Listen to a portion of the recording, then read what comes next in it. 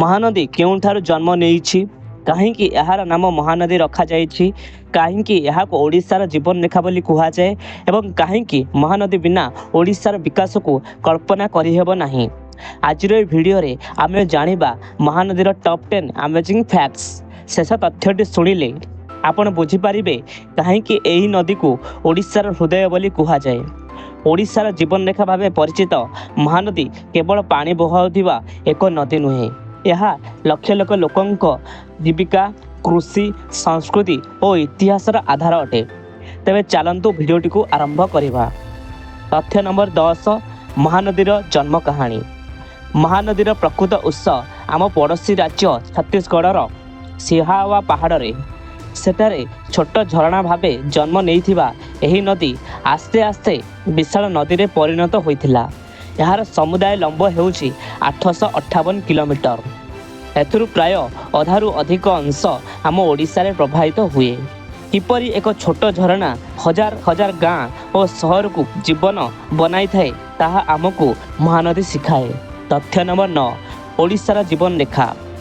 ମହାନଦୀକୁ ଓଡ଼ିଶାର ଲାଇଫଲାଇନ୍ ବା ଜୀବନରେଖା ବୋଲି କୁହାଯାଏ, କାରଣ ଲକ୍ଷ ଲକ୍ଷ ହେକ୍ଟର ଜମିରେ ଚାଷ ହୁଏ। ଧାନ, ଆଖୁ, ପନିପରିବା ସହ ଅନେକ ବିଭିନ୍ନ ପ୍ରକାର ଫସଲ ଏହା ଉପରେ ନିର୍ଭରଶୀଳ। ଯଦି ମହାନଦୀ ନଥାନ୍ତା ତେବେ ଓଡ଼ିଶାର କୃଷି ବ୍ୟବସ୍ଥା ବହୁତ ପ୍ରଭାବିତ ହୋଇପାରିଥାନ୍ତା। ତଥ୍ୟ ନମ୍ବର 8, ହୀରାକୁଦ ବନ୍ଧର ଚମତ୍କାର। ମହାନଦୀ ଉପରେ ନିର୍ମିତ ହୀରାକୁଦ ନଦୀବନ୍ଧ କେବଳ ଭାରତର ନୁହେଁ ବରଂ ବିଶ୍ୱର ସବୁଠାରୁ ବଡ଼ ନଦୀବନ୍ଧ ଅଟେ। ଏହାର ମୁଖ୍ୟ ଉଦ୍ଦେଶ୍ୟ ଥିଲା ବନ୍ୟା ନିୟନ୍ତ୍ରଣ, ବିଦ୍ୟୁତ୍ ଉତ୍ପାଦନ, ସେଚନ ବ୍ୟବସ୍ଥା, ଜଳ ସଂରକ୍ଷଣ। ଆଜି ମଧ୍ୟ ଏହି ବନ୍ଧ ଲକ୍ଷ ଲକ୍ଷ ଲୋକଙ୍କୁ ଲାଭ ଦେଉଛି। ତଥ୍ୟ ନମ୍ବର 7, ମହାନଦୀର ବିଶାଳ ନଦୀ ପରିବାର। ମହାନଦୀ କେବଳ ଏକା ନଦୀ ନୁହେଁ, ଏହା ସହ ଶିବନାଥ, ଇବ୍, ତେଲ, ଓଙ୍ଗ, ଜୋଙ୍କ ପରି ଅନେକ ଉପନଦୀ ମିଶିଛି। ଏହି ନଦୀ ମିଶି ଏକ ବିଶାଳ ନଦୀ ବ୍ୟବସ୍ଥା ଗଠନ କରିଛି, ଯାହା ଲକ୍ଷ ଲକ୍ଷ ଲୋକଙ୍କୁ ଜୀବନକୁ ସମର୍ଥନ କରେ। ତଥ୍ୟ ନମ୍ବର 6, କଟକ ସହରର ଜନ୍ମରେ ମହାନଦୀର ଭୂମିକା। ଇତିହାସରେ କଟକ ସହର ବ୍ୟବସାୟ ଓ ପ୍ରଶାସନରେ କେନ୍ଦ୍ର ଥିଲା।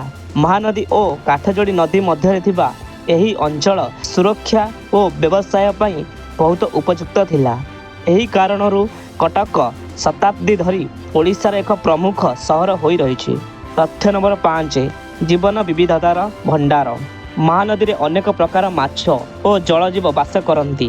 ନଦୀର ତଟବର୍ତ୍ତୀ ଅଞ୍ଚଳରେ ବିଭିନ୍ନ ପ୍ରକାରର ବହୁ ପ୍ରବାସୀ ପକ୍ଷୀ ଆସନ୍ତି। ଏହି କାରଣରୁ ମହାନଦୀ କେବଳ ମଣିଷଙ୍କ ପାଇଁ ନୁହେଁ, ଅନେକ ଜୀବଙ୍କ ପାଇଁ ମଧ୍ୟ ଜୀବନର ଉତ୍ସ ଅଟେ। ତଥ୍ୟ ନମ୍ବର 4, ବନ୍ୟାର ଇତିହାସ। ପୁରୁଣା ସମୟରେ ମହାନଦୀରେ ବାରମ୍ବାର ବଡ଼ ବନ୍ୟା ଆସୁଥିଲା। ଏହି ବନ୍ୟା ଅନେକ ଗାଁ ଓ ଚାଷ ଜମିକୁ କ୍ଷତି ପହଞ୍ଚାଉଥିଲା। ସେଥିପାଇଁ ମହାନଦୀକୁ ଓଡ଼ିଶାର ଦୁଃଖ ବୋଲି କୁହାଯାଉଥିଲା। ଏହି ସମସ୍ୟାକୁ କମାଇବା ପାଇଁ ମହାନଦୀ ଉପରେ ହୀରାକୁଦ ନଦୀବନ୍ଧ ନିର୍ମାଣ କରାଯାଇଥିଲା। ତଥ୍ୟ ନମ୍ବର 3, ମହାନଦୀ ଡେଲ୍ଟା। ମହାନଦୀ ବଙ୍ଗୋପସାଗରରେ ମିଶିବା ପୂର୍ବରୁ ଏହା ଏକ ବିଶାଳ ଡେଲ୍ଟା ସୃଷ୍ଟି କରେ। ଏହି ଡେଲ୍ଟାର ମାଟି ଅତ୍ୟନ୍ତ ଉର୍ବର ହୋଇଥିବାରୁ ଏଠାରେ କୃଷି କାର୍ଯ୍ୟ ବହୁତ ଭଲ ହୁଏ।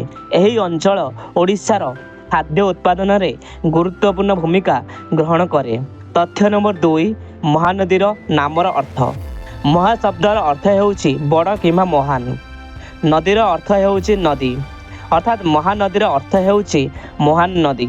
ଏହାର ବିଶାଳ ଜଳ ପ୍ରବାହ, ଗୁରୁତ୍ୱ ଏବଂ ଇତିହାସରୁ ଦେଖି ଏହି ନାମ ପ୍ରଚଳିତ ହୋଇଥିବା ବୋଲି ମନେ କରାଯାଏ।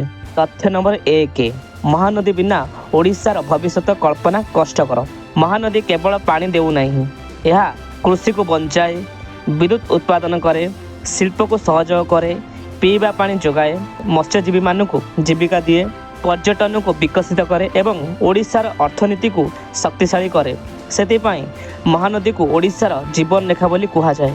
ବନ୍ଧୁମାନେ, ମହାନଦୀ କେବଳ ଏକ ନଦୀ ନୁହେଁ, ଏହା ଓଡ଼ିଶାର ଇତିହାସ, ସଂସ୍କୃତି, କୃଷି ଓ ଲକ୍ଷ ଲକ୍ଷ ଲୋକଙ୍କ ଜୀବନ ସହ ଜଡ଼ିତ ଏକ ଅମୂଲ୍ୟ ସମ୍ପଦ। ଆପଣଙ୍କୁ କେଉଁ ତଥ୍ୟଟି ସବୁଠାରୁ ଅଧିକ ଆଶ୍ଚର୍ଯ୍ୟ ଲାଗିଲା କମେଣ୍ଟରେ ନିଶ୍ଚୟ ଲେଖନ୍ତୁ। ଜୟ ଜଗନ୍ନାଥ।